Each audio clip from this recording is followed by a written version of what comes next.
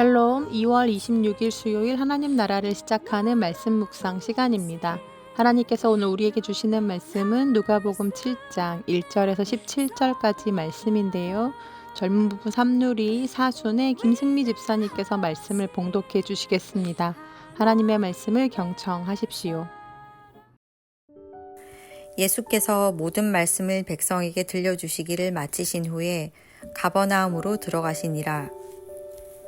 어떤 백부장의 사랑하는 종이 병들어 죽게 되었더니 예수의 소문을 듣고 유대인의 장로 몇 사람을 예수께 보내어 오셔서 그 종을 구해 주시기를 청한지라.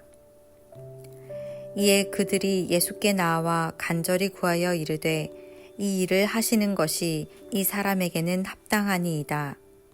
그가 우리 민족을 사랑하고 또한 우리를 위하여 회당을 지었나이다 하니 예수께서 함께 가실새 이에 그 집이 멀지 아니하여 백부장이 벗들을 보내어 이르되 주여 수고하시지 마옵소서.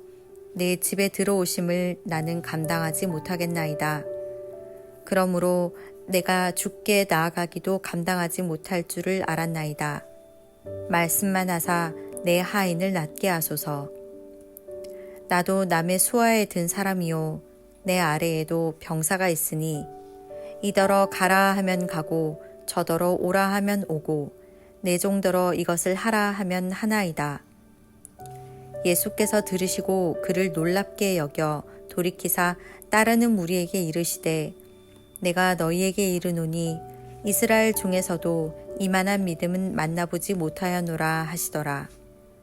보내었던 사람들이 집으로 돌아가 보매 종이 이미 나아 있었더라. 그 후에 예수께서 나인이란 성으로 가실새 제자와 많은 무리가 동행하더니 성문에 가까이 이르실 때에 사람들이 한 죽은 자를 메고 나오니 이는 한 어머니의 독자요 그의 어머니는 과부라. 그 성에 많은 사람도 그와 함께 나오거늘 주께서 과부를 보시고 불쌍히 여기사 울지 말라 하시고 가까이 가서 그 관에 손을 대시니 맨 자들이 서는지라.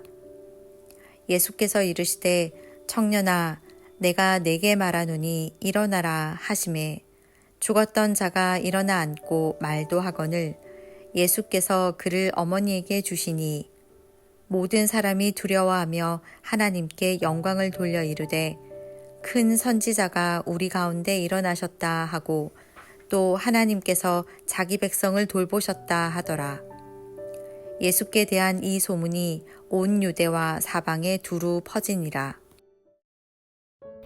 예수님께서 제자들을 가르치실 때 주로 쓰시던 방법은 강론이나 질문, 토론 등 말씀을 통한 교육도 있었지만 조금 더 제자들의 이해를 돕기 위해 실물 교육이나 비유 또 경험 등을 통해 제자들을 가르치시기도 하셨습니다. 예를 들어 마가복음 7장에 보면 예수님과 바리새인들의 정결법 논쟁의 이야기가 나오죠. 예수님의 제자 중 몇 사람이 장로들의 전통을 어기고 씻지 않은 손으로 음식을 먹는 것을 지켜본 바리새인들과 서기관들이 그들의 스승인 예수님을 나무라기 시작합니다. 하지만 예수님은 도리어 이를 기회 삼아서 그들의 외식을 꾸중하시는데요. 전통을 고집하지만 오히려 율법 속에 들어있는 하나님의 뜻과 정신을 놓쳐버린 자들을 향해 그리고 율법을 자기들 입맛에 맞게 자기들 마음대로 적용하고 그래서 율법을 마치 자기들의 면죄부처럼 활용하고 있는 이들의 시커먼 속을 들여다보시면서 구역질을 느끼십니다. 그러시면서 하신 말씀이 밖에서 사람에게로 들어가는 것이 사람을 더럽게 하는 것이 아니라 오히려 사람 안에서 나오는 것이 사람을 더 더럽게 하는 것이라고 말씀하시죠. 그런데 도통 이 말씀의 뜻이 무엇인지 깨닫지 못한 제자들은 예수님의 이 비유의 말씀의 뜻을 묻는데요. 예수님은 그런 제자들을 이끄시고 두로 지방으로 건너가십니다. 그리고 그곳에서 한 여인을 만나시죠. 그 여인은 유대인들이 그 당시 개처럼 취급했던 이방 사람으로서 귀신 들린 어린 딸을 하나 두고 있는 여인이었습니다.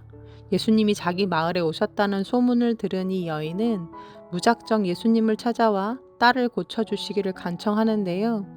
이방인이기에 너에게는 나눠줄 은혜가 없다며 그녀의 청을 냉정하게 거절하시는 예수님께 그녀는 포기를 모르고 엎드리죠. 그러면서 예수님의 말씀이 맞다고, 나는 개라고, 하지만 개들도 주인의 상에서 떨어지는 부스러기를 먹는다고, 그러니 자기에게도 그저 작은 은혜라도 좋으니 제발 주님의 은혜를 베풀어 달라고 간청합니다. 그리고 그 여인의 간절한 믿음을 보신 예수님이 그녀의 딸을 고쳐주시죠. 이 단락의 이야기는 이렇게 끝이 나는데요. 예수님이 두로를 찾아가셔서 그 여인을 만났던 건 우연이 아니었습니다.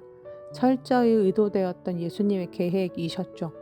즉 앞서 제자들이 깨닫기를 원하셨던 말씀, 사람 속으로 들어가는 것이 더러운 게 아니라 사람에게서 나오는 것이 더러운 것이다 라는 말씀이 무엇인지 가르쳐 주시기 위함이었다라는 것입니다.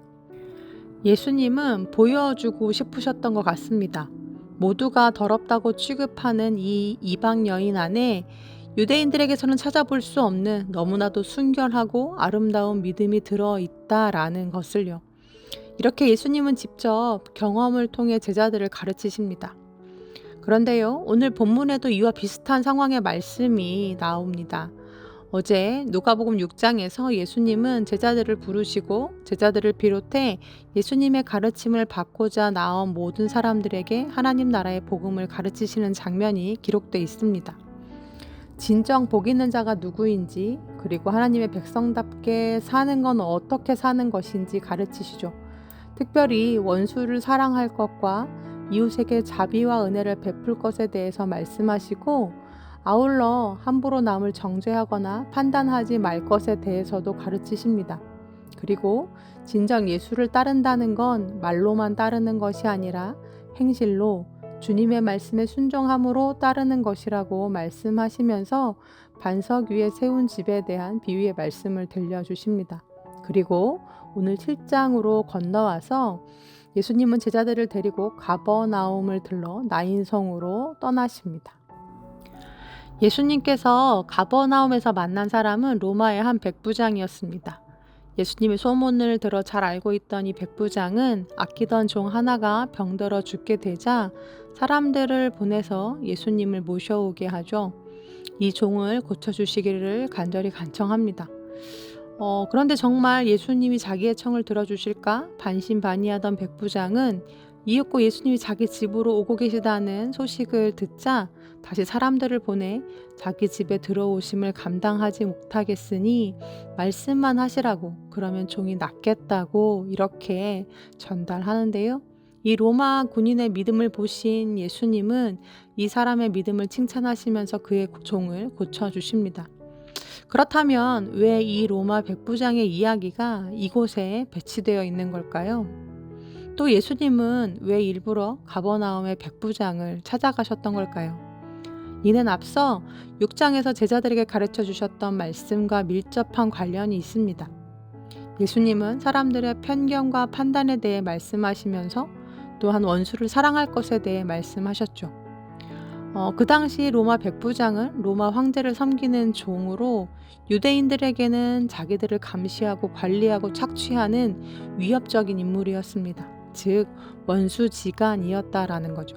그런데 말씀에서 그 백부장에 대해 표현하기를 오히려 유대 장로들이 그를 좋게 여기며 그에게 평가하길 그는 우리 민족을 사랑하고 또 우리를 위해 회당을 지어준 고마운 사람이라고 이야기합니다. 또한 자기가 거느리던 종을 소유물처럼 여기는 것이 아니라 한 사람의 인격체로 여기면서 그를 사랑하고 아끼는 모습을 볼 수 있습니다. 예수님 역시도 로마인이라 유대인의 대적이라 안 되는 것이 아니라 그런 그에게 자비를 베풀고자 걸음을 옮겨 그의 집으로 가셨습니다. 그럼 이를 통해 예수님께서 제자들에게 가르쳐 주시고자 했던 것은 무엇이었을까요?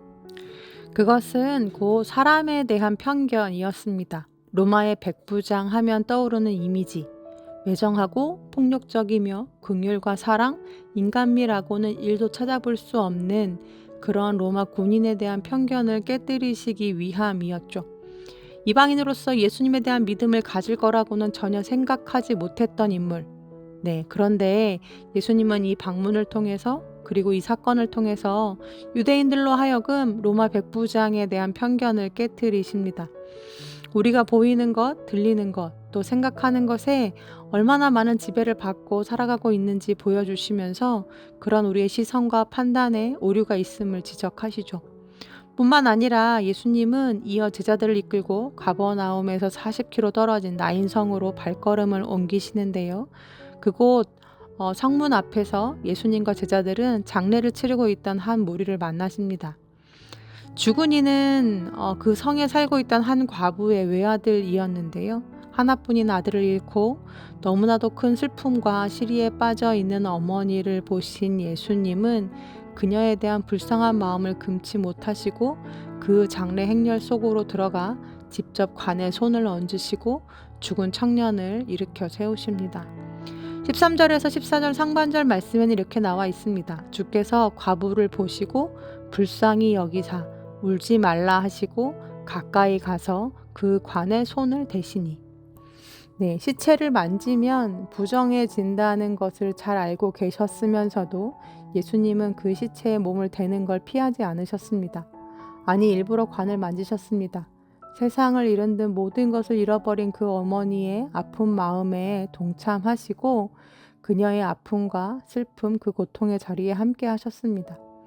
이쯤 하면 생각나는 성경의 이야기가 하나 있죠. 바로 여리고로 내려가는 길에 강도를 만나 거의 죽게 된 자를 도와주었던 사마리아인의 이야기입니다. 예수님과 제자들이 나인성 문 앞에서 만난 장례 행렬은 그저 우연히 일어난 사건이 아니었습니다. 우는 자들과 함께 울고 기뻐하는 자들과 함께 기뻐하라. 그것이 인간의 도리고 더 나아가 예수의 제자들이 가장 기본적으로 행해야 할 사랑이며 삶의 태도임을 지금 가르쳐주고 계시는 것입니다. 사랑하는 성도님들, 하나님의 자녀로서 예수 그리스도를 쫓는 제자로서 하나님을 예배하는 것, 일상의 삶에서 말씀을 가까이 하고 읽고 쓰고 묵상하고 배우는 것 너무나 중요합니다. 그런데 우리가 하나님을 예배하고 또 말씀을 들음은 결국 우리가 밟고 살아가는 이 땅에서 하나님의 뜻을 바로 알고 실천하기 위함이고 제자도를 삶으로 행하기 위함입니다. 보이는 대로 들리는 대로 생각되는 대로 함부로 판단하지 말라고 하십니다. 한 사람 한 사람 사람의 인격을 소중히 여기고 존중하면서 나의 판단에 늘 오류가 존재함을 항상 염두에 두라 하시죠. 뿐만 아니라 슬픔을 당한 이들의 곁에서 함께 울고 그들을 위로하며 인간의 도를 다하라고 하십니다. 나와 다른 많은 이들이 함께 섞여 살아가는 광야 속에서 하나님의 자녀로 예수 그리스도의 제자로 살아가는 것은 그렇게 이웃을 소중히 여기고 그들의 인격과 삶을 존중하며 우리 이웃의 희노애락에 함께 동참하는 것입니다. 오늘 우리가 살아가는 광야 속에서 그렇게 우리에게 알려주신 대로 이런 제자도의 삶을 살아가는 저와 여러분 되시기를 간절히 기도합니다. 아멘. 함께 기도하시겠습니다. 하나님 사랑과 이웃 사랑은 별개가 아님을 압니다. 하나님을 진정 사랑할 때 그 속에서 우리는 율법의 정신을 지키고 하나님이 우리에게 원하시는 하나님의 뜻을 살아갈진대 그것은 곧 이웃을 사랑하는 것입니다. 주님 함부로 판단하지 않게 하시고 주님이 지극히 사랑하시는 한 사람 한 사람의 인격을 존중하고 소중히 여기게 하여 주옵소서. 슬픈 일에 함께하며 기쁜 일에 함께하며 같이 마음을 나누며 위로하는 지극히 인간적인 도에 힘쓰는 우리들이 되게 해주시고 삶과 동떨어진 신앙이 아니라 이 제자도를 우리들의 삶에서 오늘도 실천하고 살아내는 주의 자녀들 되게 하여 주옵소서. 예수님의 이름으로 기도합니다. 아멘. 말씀을 마쳤습니다. 이후로 감사 나눔 시간에는 오늘 말씀을 봉독해 주신 김승미 집사님의 사연을 함께 나누고자 하는데요. 제가 읽어드리겠습니다. 안녕하세요. 저는 젊은 3-4순 김승미라고 합니다. 감사를 주제로 생각을 해보니 제일 먼저 떠오르는 분이 양가 부모님들이십니다. 저희 집은 아들이 둘 있는 맞벌이 가정입니다. 올해 큰아이가 13살이 되고 중학교에 입학한다고 생각했을 때 저희 부부가 오롯이 아이들을 책임지고 돌본 시간은 2번의 출산휴가와 2번의 육아휴직을 합쳐 기껏해야 2년 정도이고 11년은 양가 부모님께서 아이들을 키워주셨습니다.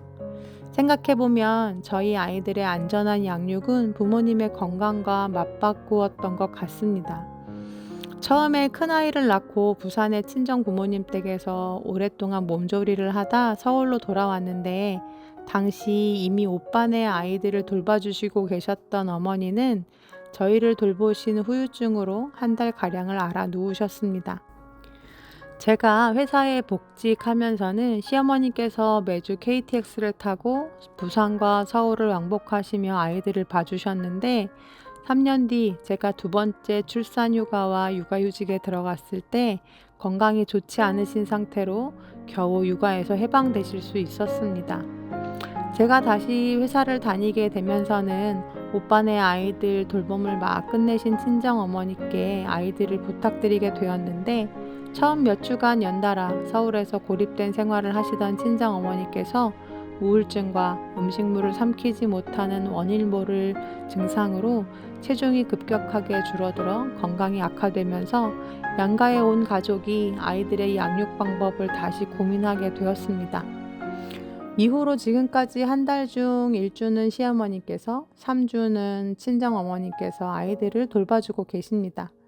친정어머니께서는 이제 매주 부산, 서울을 왕복하며 주말에는 부산의 교회도 가시고 친구분들도 만나셨다가 다시 서울로 올라오는 3주간을 보내시며 정신적으로 안정을 찾으셨고 서울에서 지내시는 동안에도 복지관에서 강좌도 들으시고 운동도 하시면서 새로운 삶을 만들고 계십니다.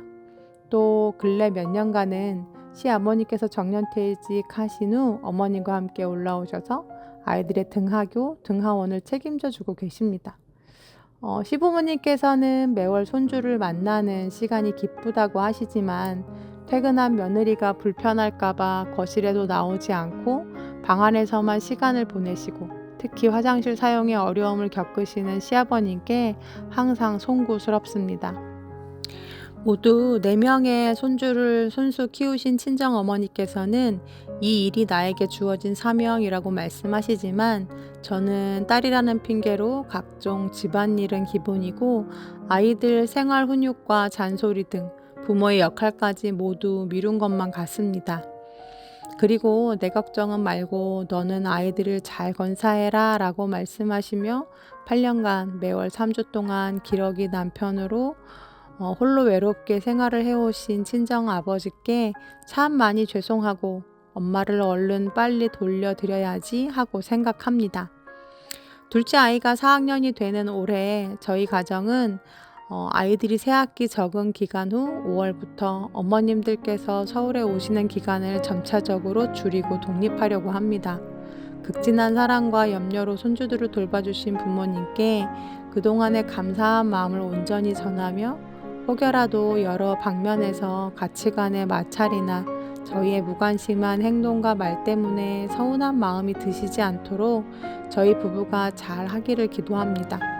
사춘기인지 자의식이 강해지면서인지 할머니와 엄마 아빠의 말을 지질이 듣지 않는 아이들의 몸과 마음이 성장하여 할머니의 도움과 보살핌 없이도 스스로 해결해 나가는 자세를 깨우치기를 바랍니다.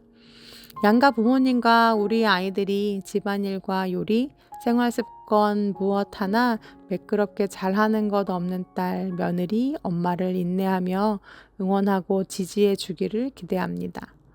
끝으로 처음부터 매주 일요일에 교회를 간다니 참 부지런해야겠구나 라는 말씀으로 기독교인인 며느리를 따뜻하게 맞아주신 저희 시부모님께서 꼭 하나님을 만나고 믿는 역사가 일어나기를 간절히 기도하며 하나씩 사연으로 남아 양가 부모님께 사랑한다는 말씀을 전하고 싶습니다 라고 마음을 꼭꼭 눌러 담은 사연을 길게 보내주셨습니다. 엄마가 되어서 그리고 또 엄마로 살아가면서 드디어 우리 부모님들의 마음을 조금씩 더 헤아리게 되는 것 같은데요. 늘 부모님 앞에서 아무리 잘한다 해도 저희는 죄인이 되는 것 같습니다. 어떻게 그 은혜를 갚을 수 있겠습니까? 우리는 부모님께 받은 은혜를 또 자녀들에게 물려주고 자녀들은 또 우리에게 받은 사랑을 그들의 자녀들에게 물려주겠죠. 그럼에도 불구하고 살아생전 부모님께 조금 더 잘해드리고 싶고 효도하고 싶은 마음은 우리 모두에게 있을 것 같습니다. 그리고 부모님들도 물론 손주 손녀들을 사랑하시지만 먼저는 내 아들 내 딸을 사랑해서 하시는 헌신이지 않을까 싶은데요. 오늘 집사님의 사연을 계기로 우리 부모님들께 무엇으로든 감사와 사랑을 표현하는 하루가 되면 어떨까 생각해 봅니다. 하나님을 닮아 있는 우리 부모님들의 사랑을 기억하면서 그럼 집사님의 추천곡인 하나님의 은혜 함께 들으시며 더 깊은 묵상 하시겠습니다.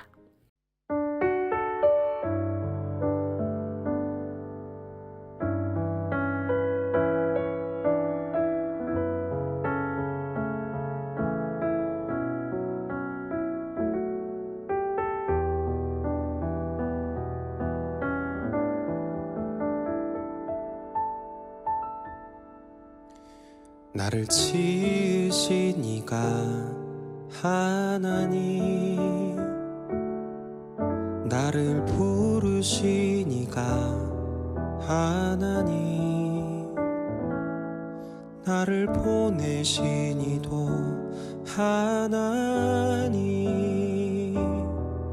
나의 나 된 것은 다 하나님 은혜라. 나의 달려갈 길 나가도록, 나의 마지막 호흡 다하도록, 나로 그 십자가 품게 하시니, 나의 나 된 것은 다 하나님 은혜라. 한량없는 은혜, 갚을 길 없는 은혜, 내 삶을 애워싸는 하나님의 은혜. 나 주저함 없이 그 땅을 밟음도 나를 붙드시는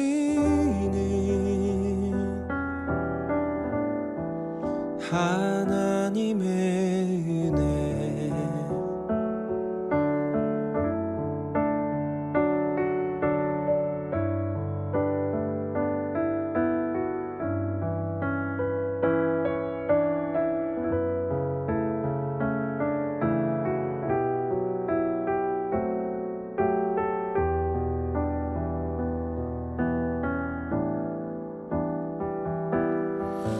나를 지으신 이가 하나님,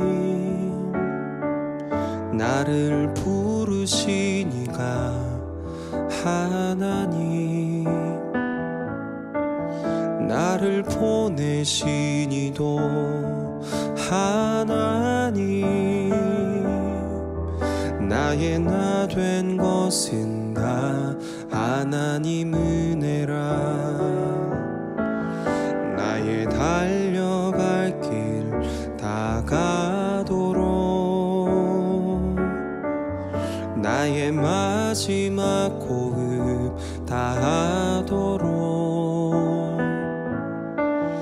나로 그 십자가 품게 하시니, 나의 나 된 것은 다 하나님 은혜라. 한량없는 은혜,